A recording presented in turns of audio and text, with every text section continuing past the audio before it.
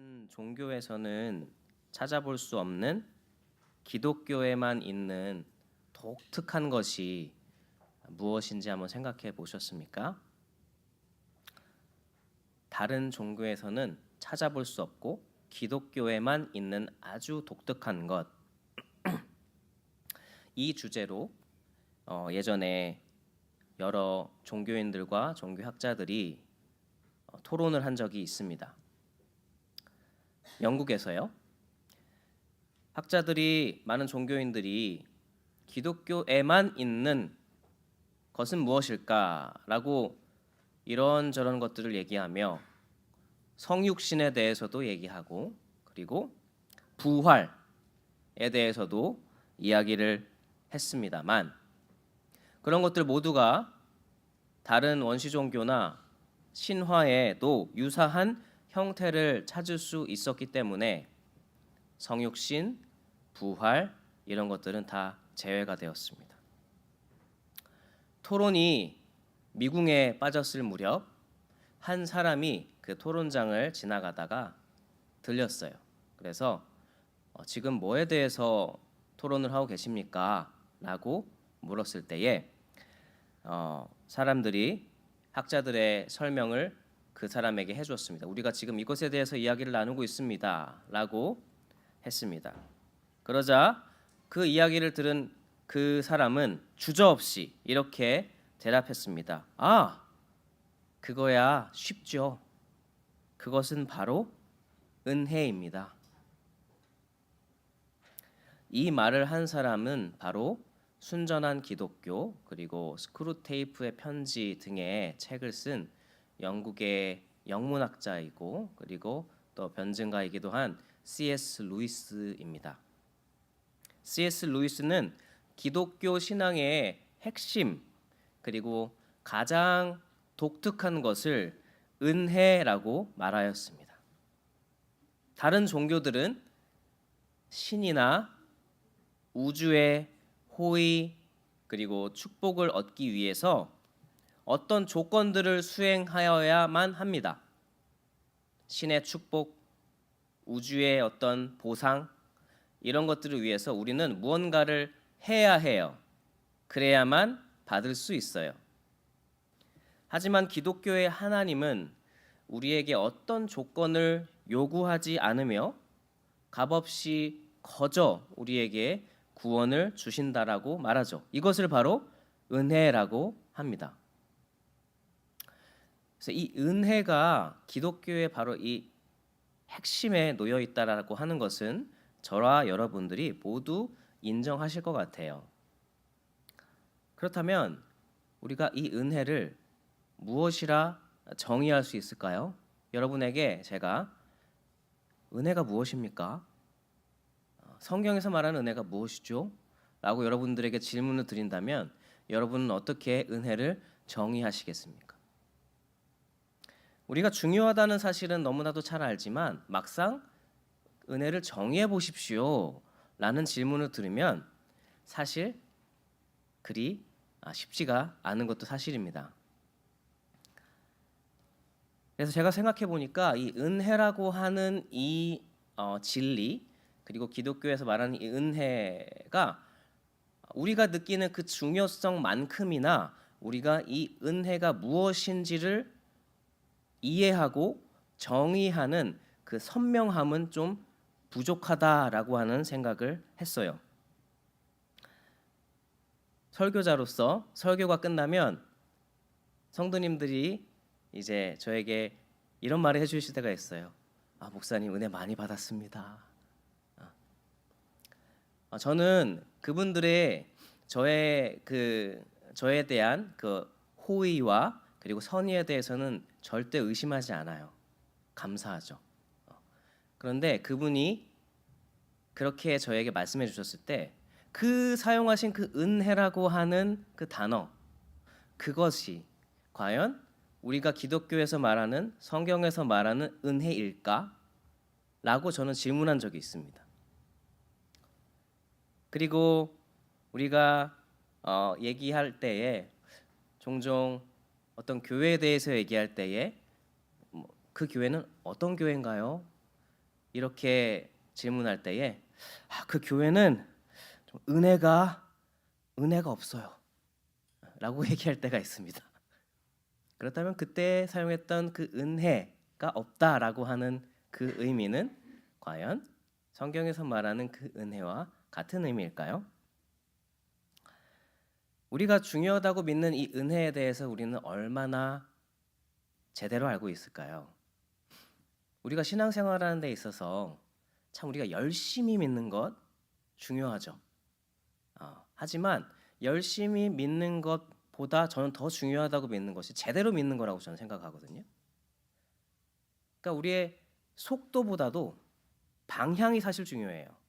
방향이 전혀 다른 곳으로 가고 있는데 아무리 빨리 가면 뭐합니까? 그렇기 때문에 우리가 신앙생활을 함에 있어서 우리가 정말 제대로 알고 믿고 있는가에 대해서 우리가 점검해 볼 필요가 있는 것이죠. 이것이 바로 제가 여러분과 오늘 나누고 싶은 어떤 문제의식이라고 할까요? 질문이라고 할 수가 있습니다. 과연 우리는 은혜에 대해서 얼마나 알고 있는가? 얼마나 알고 있는가?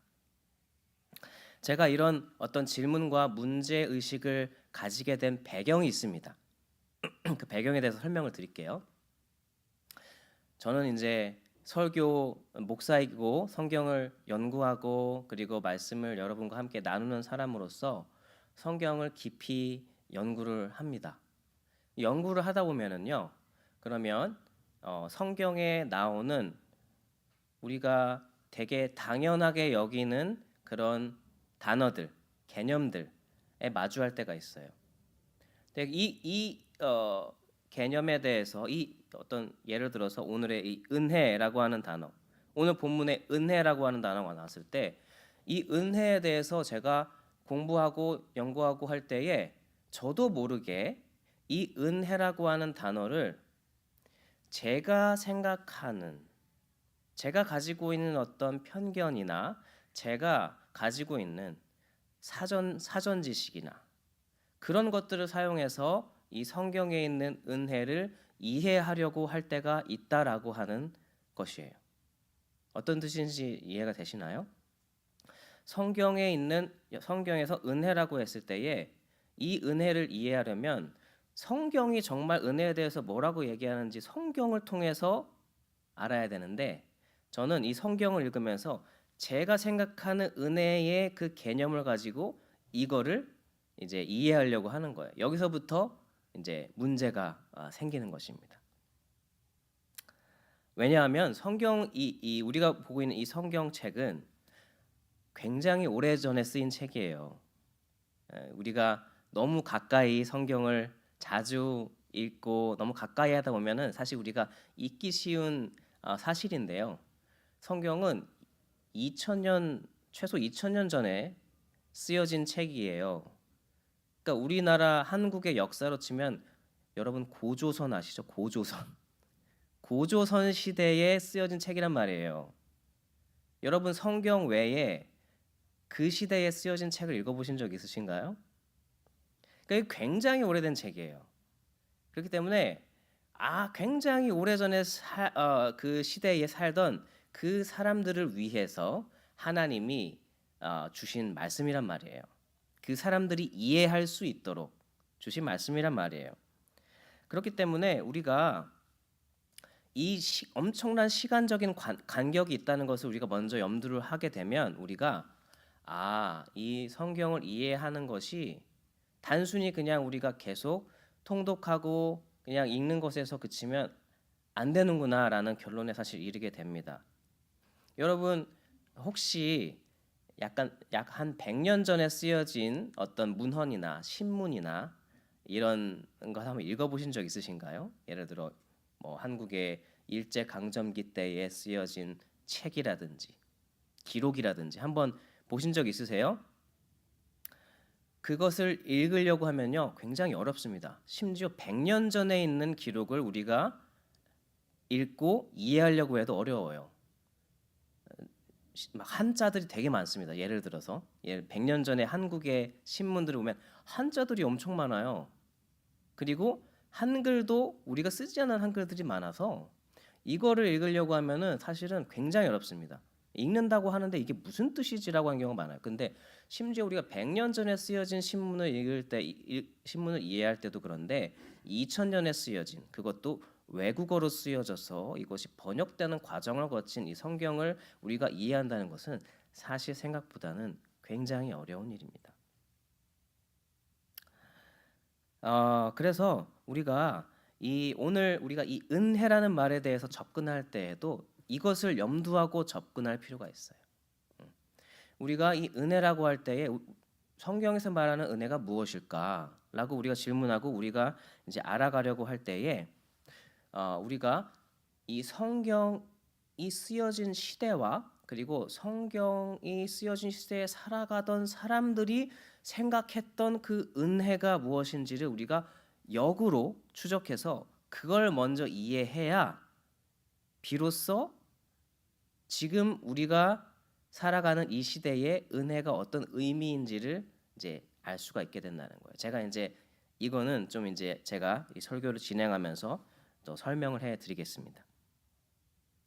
그런데요, 우리가 이제 이 은혜라고 하는 단어에 대해서 오늘 생각해 볼 텐데, 감사하게도 성경은 이 은혜에 대해서 설명할 때에 한 가지 단어를 어떤 비유로 제시해 줍니다. 그것이 바로 오늘 설교의 제목인 선물이라고 하는 단어예요. 항상 성경은 하나님의 은혜에 대해서 설명할 때에 이것이 하나님의 선물입니다라고 하는 예를 딱 들어줌으로써 이 은혜라는 것이 굉장히 추상적이고 이것을 개념을 잡기가 힘든데 우리가 선물입니다라고 하는 순간에 은혜가 그런 것이구나. 왜냐하면 선물은 우리가 알잖아요.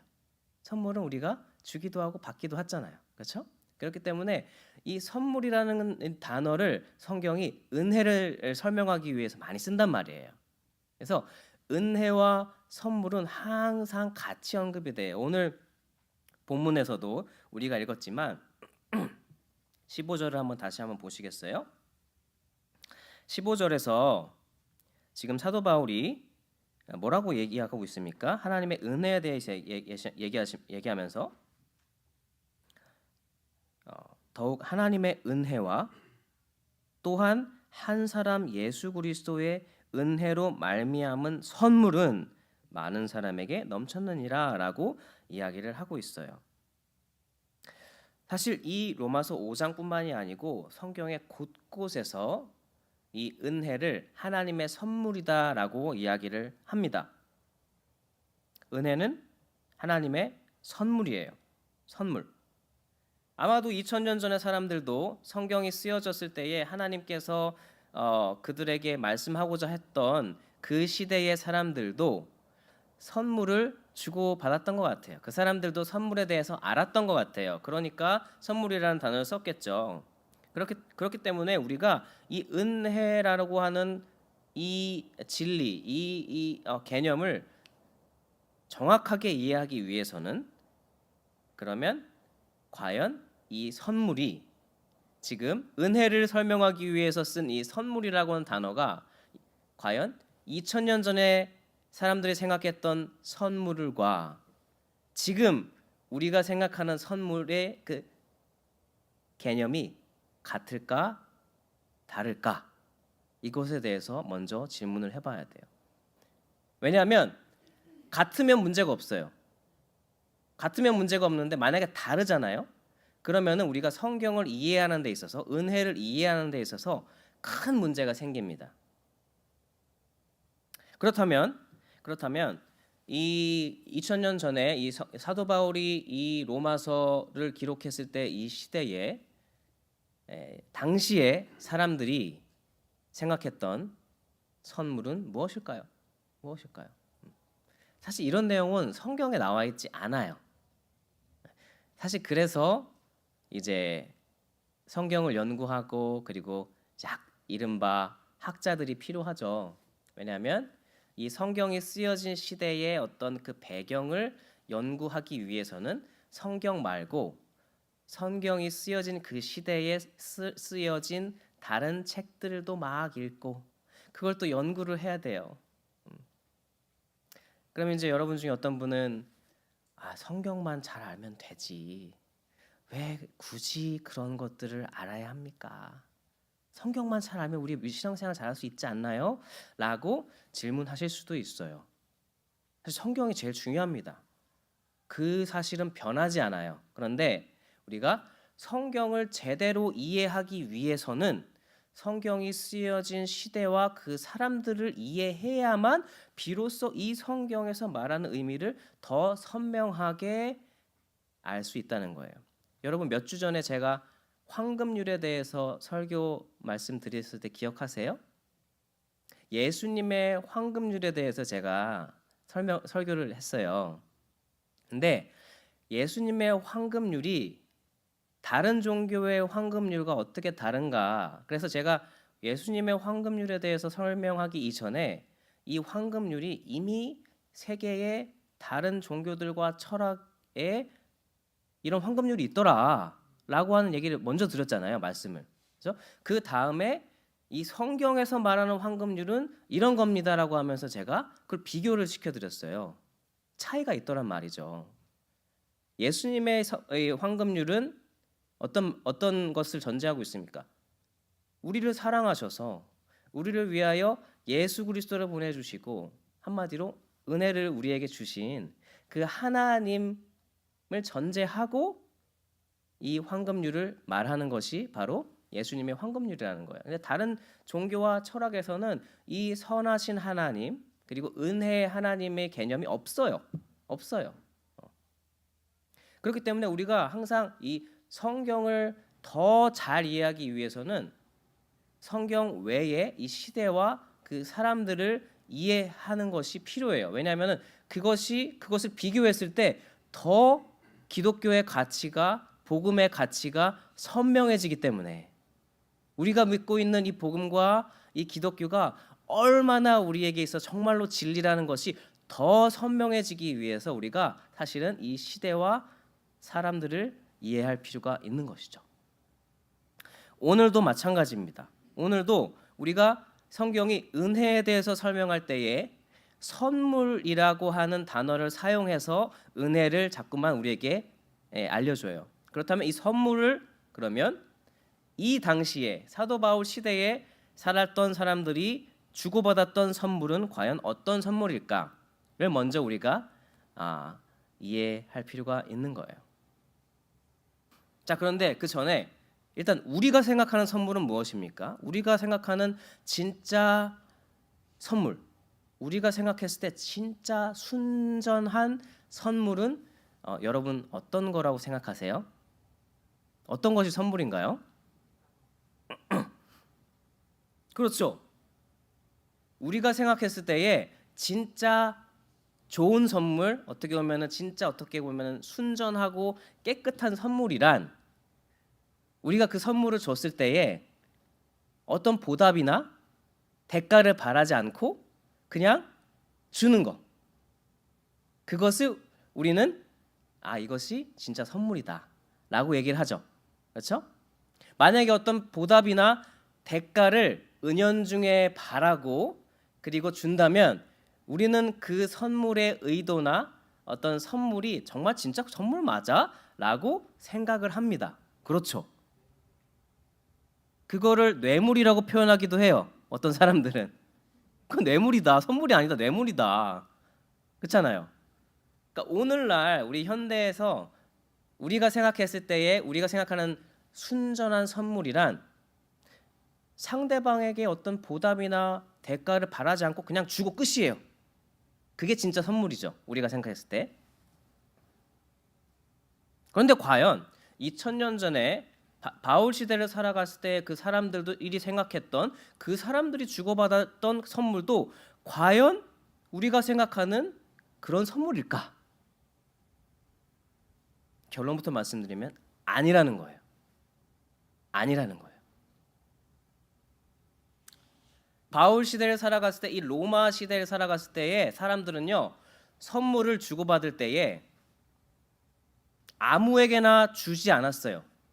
그리고 아무로부터 아무나에게 받지 않았어요. 선물을.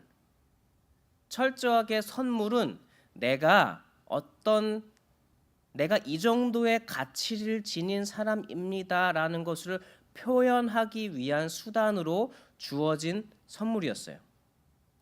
예를 들어서 제가 귀족이라고 쳐요.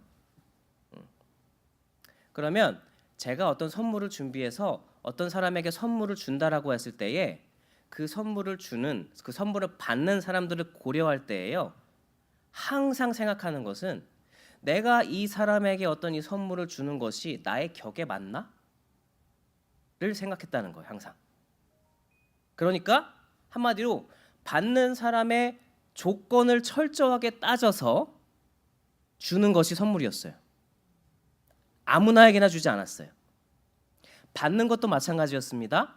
내가 어떤 사람이 그냥 이거 가지세요를 한다고 해서 받으면 안 돼요. 왜냐하면 그 선물을 받는 순간 그 선물을 주는 사람과 내가 어떤 관계에 얽혀 있다는 것을 보여주기 때문에, 그렇기 때문에 아무에게나 선물을 받으면 안 되는 거예요. 아시겠죠? 그러니까 당시에 이 로마 시대의 이 선물이란 철저하게 조건과 가치를 따져서 주고받는 그런 거였어요. 그리고 또 한 가지, 이 선물을 줄 때에 항상 이 로마 시대를 살아갔던 이 사람들은 어떤 내가 선물을 줬을 때에 있잖아요. 상대방, 이 선물을 받는 사람들이 어떤 보답, 예를 들어서 어떤 존경을 표한다든지 어떤 감사를 표한다든지 어떤 대가를 어떤 감사의 어떤 표현을 한다든지라고 하는 그런 것에 대한 기대를 당연히 가지고 주는 선물이었어요. 근데 여기서 이제 착각하면 안 되는 것이, 이것이 계약은 아니었어요. 그렇기 때문에 내가 선물을 준다고 해서 법적으로 이 선물을 받는 사람들이 어떤 의무를 가지는 건 아니에요. 반드시 보답을 해야 되고 그것이 법적으로 강제되어야 되고 그런 의무는 아니었어요. 그런데 내가 선물을 줄 때에 항상 기대되었던 건 뭐냐면 도덕적으로 이 선물을 받는 사람이 나에게 어떤 보답이라든지 나에게 어떤 그런 표시를 하겠다라고 하는 기대를 당연히 하고 하는 것이 바로 선물이었다는 거예요. 여러분, 우리가 가지고 있는 선물의 개념과 이 당시에 이 사람들이 가지고 있던 선물의 개념이 같은가요? 다른가요? 다르죠. 우리에게 있어서 최고의 선물은 대가를 바라지 않고 주는 것이 최고의 선물이에요. 근데 당시에 이 사람들은 선물을 줄 때에 아무에게도 주지 않았을 뿐더러 선물을 줬을 때에 선물을 받는 사람들이 나에게 어떤 표현이나 어떤 보답을 은연중에 기대하고 주는 것이 선물이었다는 말이에요. 그러니까 이렇게 선물이라고 하는 단어는 같은데 지금 우리가 생각하는 선물과 당시에 2000년 전에 사람들이 생각했던 선물이 이렇게 다르다라고 하는 거예요. 우리가 이걸 알아야 돼요. 우리가 이걸 알았을 때에 우리가 은혜에 대해서 더 우리가 알지 못했던, 깨닫지 못했던 것들을 우리가 깨닫게 되는 사실들이 있어요.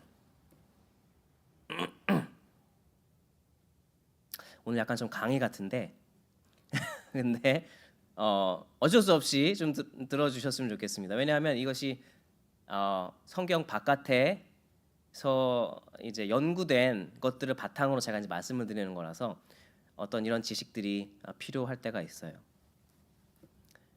자, 이 은혜가 선물이라고 했을 때에 지금 현대의 우리 이 시대를 살아가는 사람들이 우리가 생각하는 선물의 개념을 가지고 하나님의 은혜에 대해서 접근하고 이해할 때에 어떤 결과들이 나타납니까? 하나님의 은혜는 우리가 하나님의 은혜를 받아도 어떤 보답이나 대가를 하나님에게 표현할 필요가 없어요. 그게 바로 우리가 생각하는 최고의 선물이잖아요. 그렇죠? 그렇기 때문에 우리는 하나님의 은혜를 받더라도 우리가 어떤 삶으로 하나님에 대한 순종이나 하나님을 사랑하고 하나님에 대한 그 감사를 삶으로 표현하는 그 일은 하지 않아도 돼요. 그게 바로 선물이잖아요. 우리가 생각하는 선물이잖아요. 은연중에 그래서 우리가 생각하는 이 현대의 이 선물의 개념이 우리에게 들어와서 우리가 하나님의 은혜를 이해할 때에도 그냥 우리 하나님의 은혜, 하나님의 이 선물 받아도 나는 굳이 하나님에 대해서 뭐 어떤 것들을 보답하거나 어떤 것들을 표현할 필요가 없다라고 하는 생각이 현대 교회를 어떻게 보면은 잠식한 거예요. 그래서 본헤퍼라고 하는 독일의 목사님, 그 순교하신 히틀러를 암살하는 작전에도 참여하신 2차 대전이 끝나기 직전에 처형당한 그 본헤퍼 목사님이 이 현대 교회가 생각하고 있는 현대 교회가 믿고 있는 아주 값싼 은혜에 대해서 얘기했어요.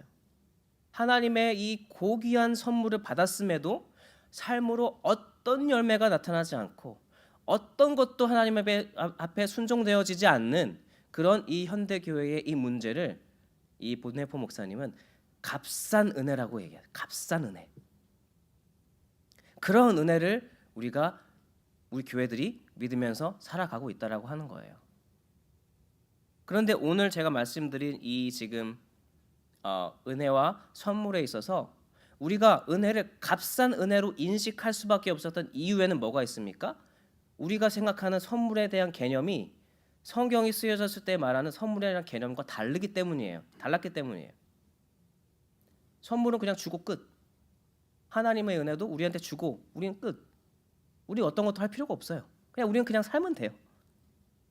이런 식의 잘못된 은혜에 대한 이해가 생기게 되었단 말이죠. 그런데 우리가 2000년 전에 이 성경이 정말 쓰여졌던 그 시대에 사도 바울이 얘기하려고 했던 은혜와 그 선물이 무엇인가를 우리가 이해한다면 은혜에 대한 이해가 완전히 뒤바뀌게 된다라고 하는 거예요.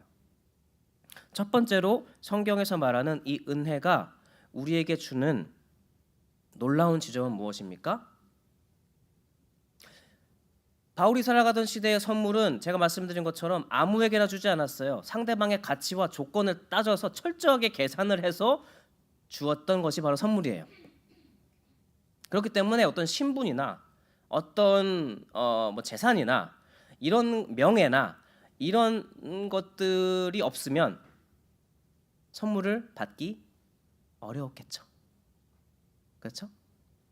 그런데 사도 바울은 그런 시대에 사람들에게 그리스도의 복음이라는 것을 얘기하면서 이것이 하나님의 은혜라고 선물이라고 얘기하면서 얘기했던 것이 뭐냐면 이 하나님의 선물이란 우리가 가진 가치나 우리가 가진 어떤 조건이나 우리가 가진 어떤 무언것을 따지지 않고 모든 사람에게 주시는 선물이 바로 하나님의 선물 그리스도라고 하는 선물이라는 거예요. 그것이 바로 은혜라고 하는 거예요. 그렇기 때문에 여러분 예수님이 3년의 공생애 동안에 누구와 어울리셨어요? 세리들과 어울리고 창녀들과 어울리고 그리고 가난한 사람들과 어울리고 그리고 부정하다고 여겨지는 사람들과 어울리고 그런 것이 뭐예요? 그런 것들이 의미하는 바가 뭐죠? 하나님은 조건과 사람들의 어떤 그런 이 세상의 가치를 따지지 않고 모두에게 그 구원의 은혜를 주신다라고 하는 거예요. 그것이 바로 바울이 얘기하고자 했던 그 은혜요. 그리고 그것이 바로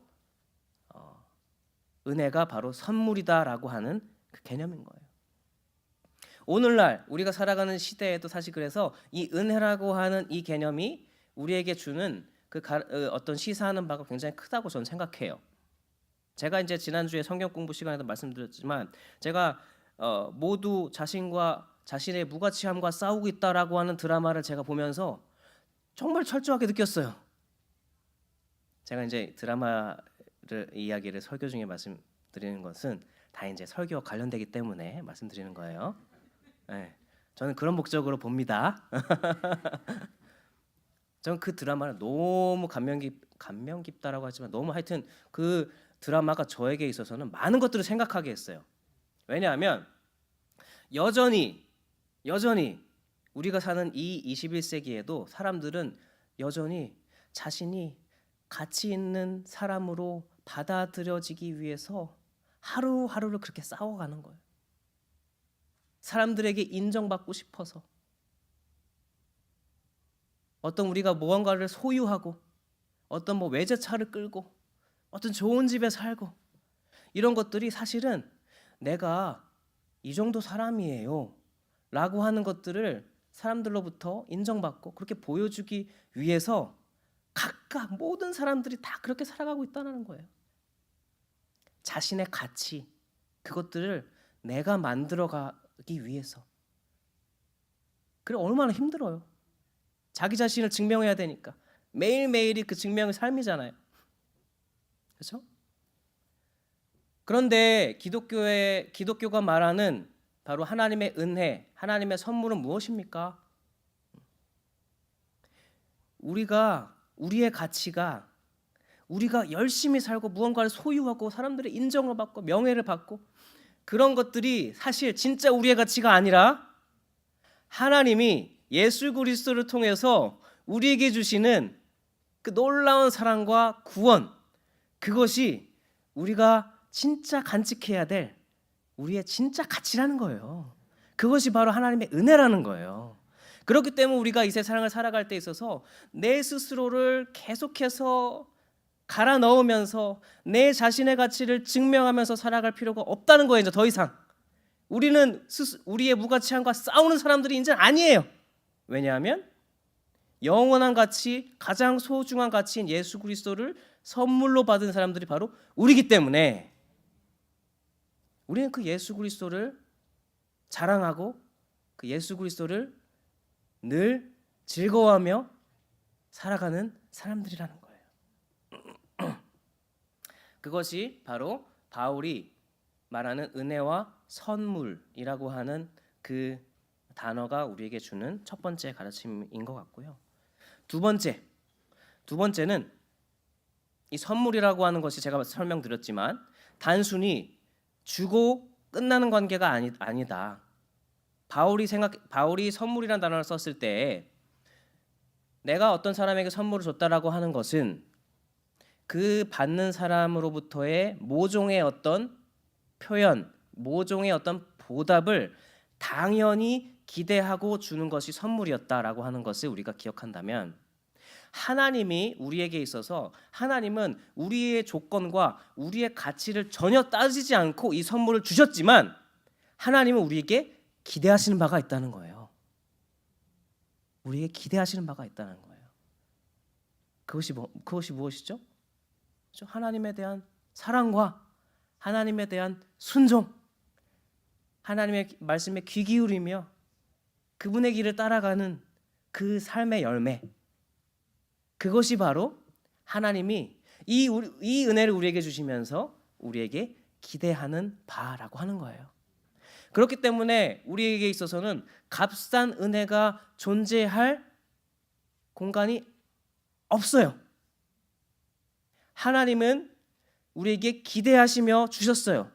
그렇다고 해서 그것이 어떤 계약 관계가 아니에요. 우리가 하나님께 보답하거나 표현하지 않았다고 해서 하나님이 너 법정 출두해, 너 소송 걸었어, 너 값 토해내, 보답해내, 이런 계약 관계가 아니라는 거예요. 하나님은 우리가 하나님에게 보답하지 않는다고 해서 우리를 그렇게 심판하시거나 우리에게 어떤 벌을 내리시거나 어떤 의무를 막 추궁하시거나 그런 분은 아니에요. 다만 하나님은 우리에게 이 은혜를 주시면서 사랑으로 우리에게 기대하시고 함께하시고 그리고 우리를 기다리시는 거예요. 그것이 바로 하나님이 이 은혜라고 하는 선물을 우리에게 주셨을 때에 우리에게 기대하시고 기다리시는 바라고 하는 사실이에요. 그렇기 때문에 여러분, 이 하나님의 은혜, 예수 그리스도의 이 은혜를 여러분이 받으셨다고 믿으신다면 여러분은 하나님의 이 기대를 꼭 기억하셔야 돼요. 하나님은 여러분을 기다리고 계세요. 기다리고 계세요. 여러분의 그 사랑의 한마디, 순종의 한 걸음을 하나님은 기다리시는 거예요. 그것이 바로 하나님이 우리에게 예수 그리스도라고 하는 이 고귀한 선물을 우리에게 주신 이유예요.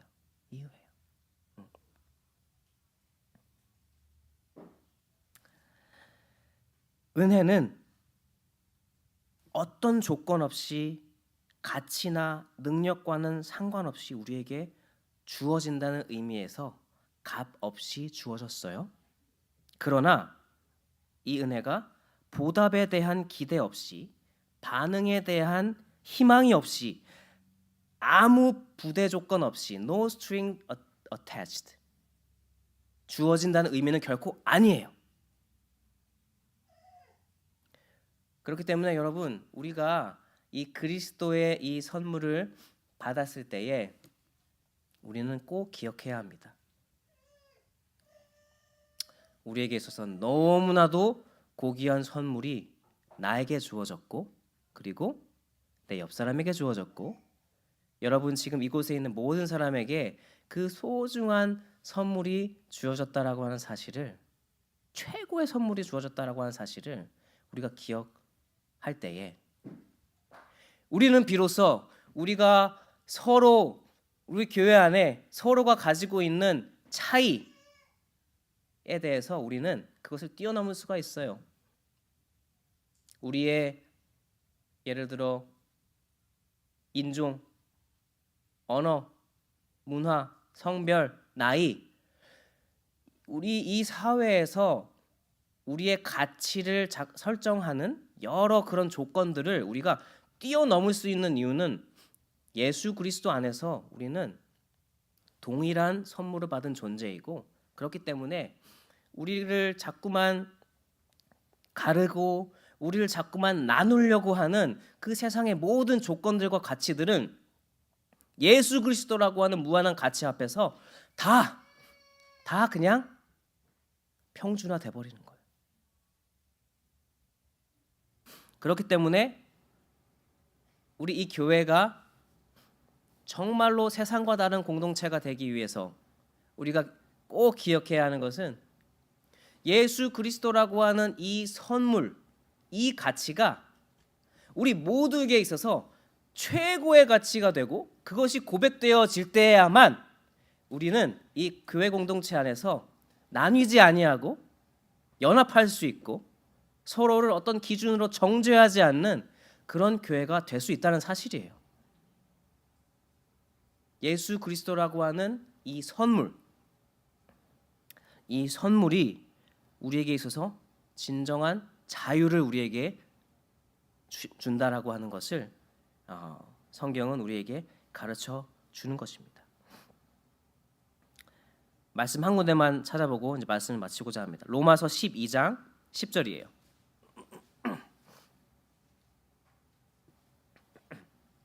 로마서 12장 10절.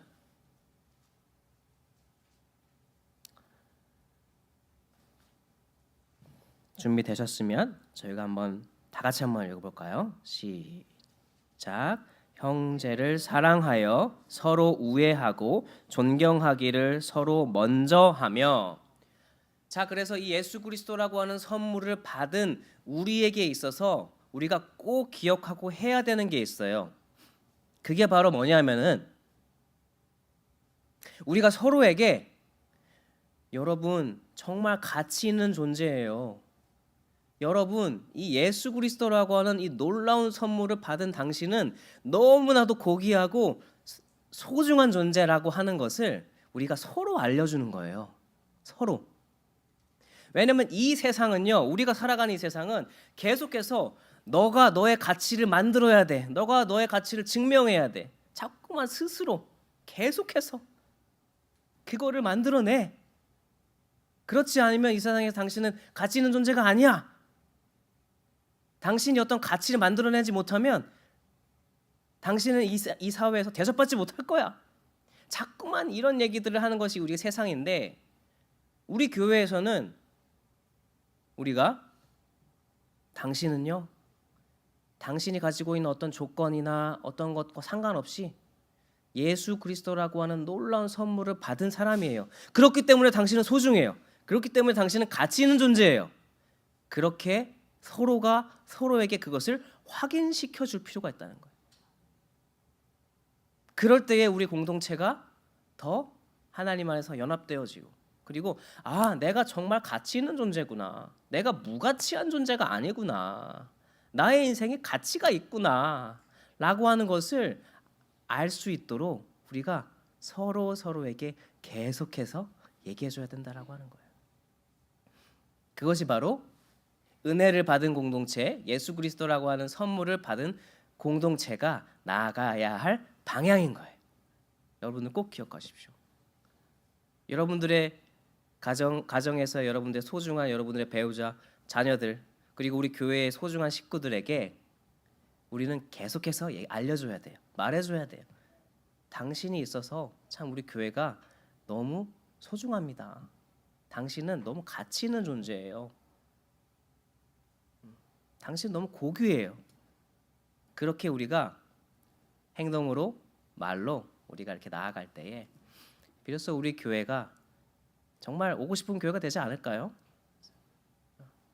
그런 것이 되지 않을까 생각합니다. 그러기 위해서 우리가 이 예수 그리스도의 은혜와 이 선물을 받고 누리고, 나의 무가치함이 아니라 예수 그리스도의 그 영원하신 가치가 우리 마음속에 들어와서 그것이 고백되어지고 그것을 즐거워하는 그런 저와 여러분이 되었으면 좋겠습니다. 은혜 받은 자로서, 우리가 그 선물을 받은 자로서 우리가 그렇게 나아가는 전합침례 교회가 되었으면 좋겠습니다. 제가 기도하겠습니다.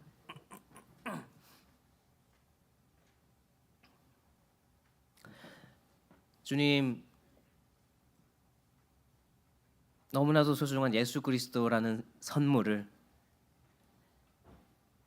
우리의 어떠함과 상관없이 우리에게 허락해 주신 하나님의 놀라운 은혜에 다시 한번 찬양하며 다시 한번 감사하며 이 선물을 받기 원합니다.